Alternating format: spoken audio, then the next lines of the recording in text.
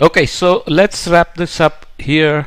I'll start by mentioning the IPCC risk framework again, because this book went through uh, risk resilience and sustainable development, and the framework is slightly different. IPCC sticks to this. In AR5 it showed risk as a multiplier of hazard, vulnerability and exposure, and hazard of course is coming mostly from climate change, but in this book we are considering also economic, socio-political, terrorism, volcanoes, earthquakes and so on. IPCC does consider compound events, which can include some of the other things, but we are talking about climate, natural variability and anthropogenic climate change on this side, and socioeconomic processes, their scenario, pathways, adaptation, mitigation and governance on this side.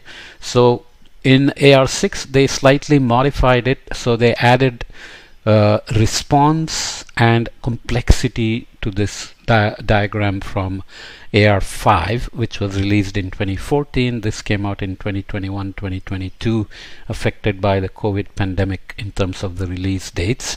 So here hazards, there are feedbacks, so you are still talking about climate, natural variability and anthropogenic climate change, but you have additional concepts of complexity, compound events and so on, and exposure also has multiple complexities. I won't go into the details, you can read them. Vulnerability, again, various multipliers involved within each, and then they add to key risk, so representative key risk, or RKR is a terminology that was coined. Variation by warming, development and adaptation scenarios, so those are the responses. Interactions across key risks, and reasons for concerns were also added, RFCs.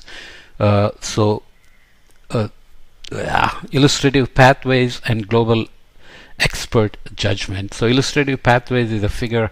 I've discussed everything in detail in the AR6 summary, but basically it's about where we are now and what are the various pathways which can take us to either sustainable development with reduced risks and concerns and sustainable development, or we can continue with business as usual and dive down into an unstable world that is not equitable, not just full of climate change impacts, and fossil fuel dependence continues, and so on and so forth. Coming back to the conclusion of this book with that context, our future is uncertain and our world is complex, ambiguous and dynamic. To manage uncertainty in what the future holds for us, we utilize the concept of risk and structure various risk scenarios that potentially could divert us away from our preferred expected future. The sentence there, I want to make sure I read it properly. This preferred expected future is a description of a sustainable development trajectory on which we protect and maintain what we as human beings value now and for the future. To be able to assess and address risk scenarios, we need first to establish what is valuable to us and important to protect. Okay, so defining values and valuable was a critical aspect of this author's argument. Then we need to identify what hazards that could initiate events that have the potential to disturb, disrupt, and destroy these valuable aspects. So it does come back to essentially the same, but the definitions are slightly different, with sustainable development being the overarching umbrella. However, what really determines the consequences of such events is their vulnerability to the impact of each specific event, as well as what capacities we have to actively limit the consequences. So we'll come back to indicators measuring and evaluating our impact of our actions in terms of reducing vulnerability and risk. To grasp the complexity of our world, we construct explicit or implicit models of it, models that I refer to in this book as human environment systems, to highlight the intrinsic links between nature and society on all levels. I elaborate more on human environment systems in chapter 7, which we'll go to after the next chapter, which is 6, as well as on the importance of making such models explicit in order to manage risk and resilience for sustainable development. Regardless of how much we think we know about our world, it's always full of ambiguity in the sense of multiple ways of explaining and understanding observed phenomenon, as well as of solving experienced problems.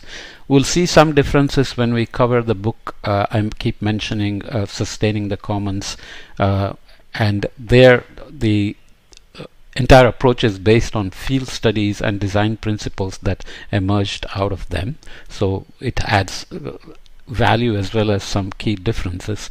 To cope with this ambiguity, we need to involve a wide range of actors, including experts, policymakers, and the public, as well as state, market, and civil society, and allow for dialogue and mutual understanding of various standpoints. Finally, the dynamic character of our world makes static approaches to safety and sustainability futile. The dynamic character of our world makes static approaches to safety and sustainability futile. So you have to be agile, flexible, and constantly adjusting to the deviations in terms of risk, as we saw schematically, but in reality those are real issues. Sustainable development entails communities, societies, or any other human environment systems following their preferred expected development trajectory while remaining within human and environmental boundaries.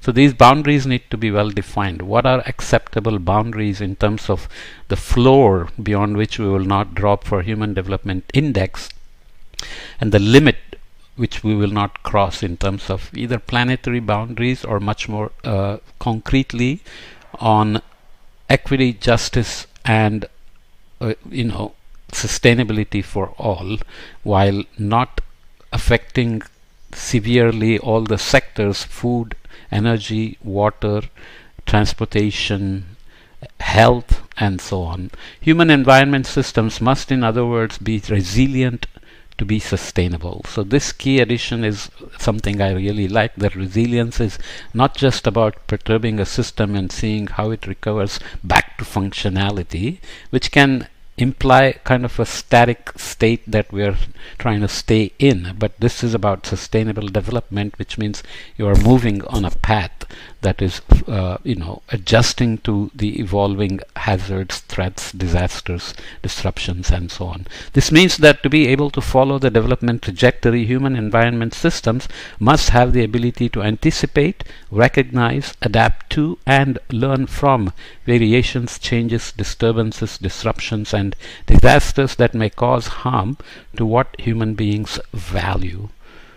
And here we are talking as if it's one community. It's a global community with multitude of different perceptions of what is valuable. But the main thing to remember is that humanity as a whole can be sustainable when each piece of the human society is sustainable. So we can have differences in values and valuable as defined, but we all will be sustainable in our interconnected global entity as well, right? That's what we talked about.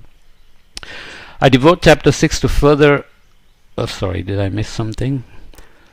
No, I devote chapter 6 to further operationalize the concept of resilience, maintaining a clear link to managing risk, while also suggesting connections to other common approaches to addressing risk and disasters, such as disaster risk reduction, climate change adaptation, disaster management, etc. So some of this will overlap with the other parts of this course, as well as the details I have covered in terms of climate change adaptation in other courses I have on my channel. So we'll now jump to chapter 6, which in fact is operationalizing the concept of resilience and risk reduction and so on, which is very useful because in the end the implementation has to go beyond these definitions we have been looking at to see what are the actual barriers, and we haven't talked much about finance here. Financing and mainstreaming these activities, sustainable development has to be mainstreamed into fiscal policies so that there is always room in the budgets to manage sustainable development along with vulnerability, risk, resilience, and so on. So that is critically important in terms of going beyond managing climate change impacts or other hazards as just events, but also staying ahead and building resilience for the future, which we discuss a lot in the adaptation course, but we'll come back to that here as well. Okay, see you in the next podcast.